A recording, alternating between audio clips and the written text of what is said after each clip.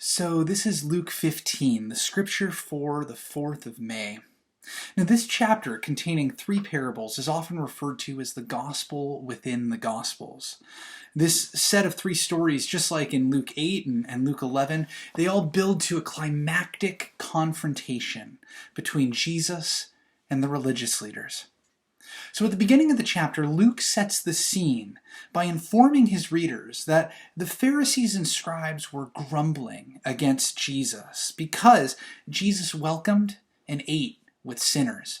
For Jews, eating or welcoming Gentiles into their house was a huge no-no. And Jesus, by doing this, was essentially breaking kosher laws. So in response, Jesus speaks to them, giving them parables with escalating stakes. So in this first parable, the parable of the lost sheep, 1 sheep out of 100, that's 1%, is lost. Now, although sheep had value, losing only 1% of your income is not the worst deal in the world, and yet everyone agrees that the sheep is worth pursuing, even if the sheep is just 1% of the flock. Now the shepherd, when the shepherd finds the sheep and celebrates with family and friends, maybe that's a little excessive, but again, this is something that we tend to do also. We celebrate finding a $5 bill in a jeans pocket that we haven't worn in a while. This is exciting to us, and if we realize that we've dropped a $20 bill on the ground at H-E-B or at your local grocery store, we go back and we get it. So building on this, Jesus tells of a woman with 10 silver coins who loses 1. Now, okay, from 1% we've gone up to 10%. This is maybe a little bit bigger of a deal. Stakes are higher. Yet the response is the same. Of course she's going to look for it, and of course when she finds it she's going to be excited. Now finally, Jesus tells the famous parable of the prodigal and his brother, sometimes known as the parable of the prodigal son, sometimes known as the parable of the loving father. Whatever it's called, and many of you have likely heard this parable before. A ton has been written about this parable, and if you're going to pick up one book on it, I would encourage you to pick up Tim Keller's The Prodigal God. It's a beautiful book that really gets into the nitty-gritty in this parable in a way that anyone reading can understand.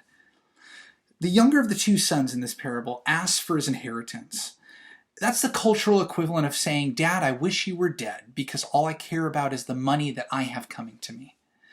Now, the younger son wouldn't just be able to make a withdrawal from the dad's bank account. The dad would need to liquidate land and other assets like sheep or cattle to be able to give his son the inheritance. If a Middle Eastern son were to ask this, this would never be something the dad would agree to.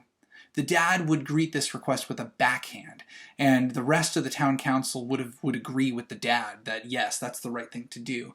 But in this story, the dad gives the son his inheritance, and the son leaves. So after the son leaves, he spends some of his inheritance in dissolute living, and then there's a huge famine in the land that drives the son to look for work. He ends up returning to his father to beg forgiveness, and his father astoundingly restores him to the family. Not only that, but his father runs to greet him. This is just not done. So this is a story in which at least seemingly 50% of the father's sons were lost, but in fact, all of the father's sons were lost.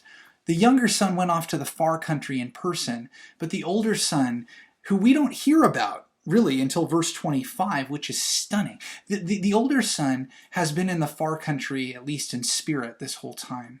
You see, in that day and age, it would have been typical for the older son to act as the mediator between the younger son and the father. In fact, it also would have been customary for the older son to host the party, any party that the father throws. The older son should be the MC and should be really the host that honors all the guests.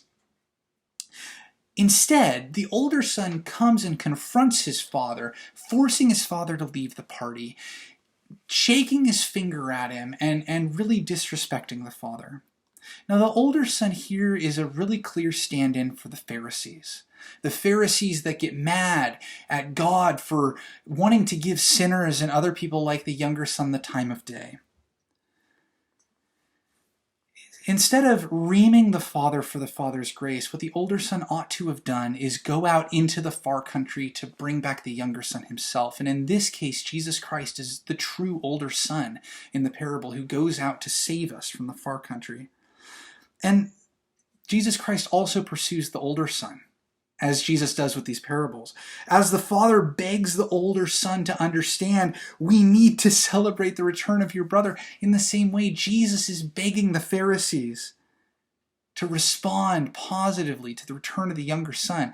And then curtain closes. Jesus does not give a final answer from the older son in this story. Instead, he leaves it open because the religious leaders are the ones who are going to get to choose how the older son responds. Will they embrace the grace of God, or will they not? I wonder, when have you thought God gave grace too lavishly? That's all for Luke chapter 15. Tomorrow, the 5th of March, we'll be looking at Luke chapter 16. May God bless you in your reading of Scripture.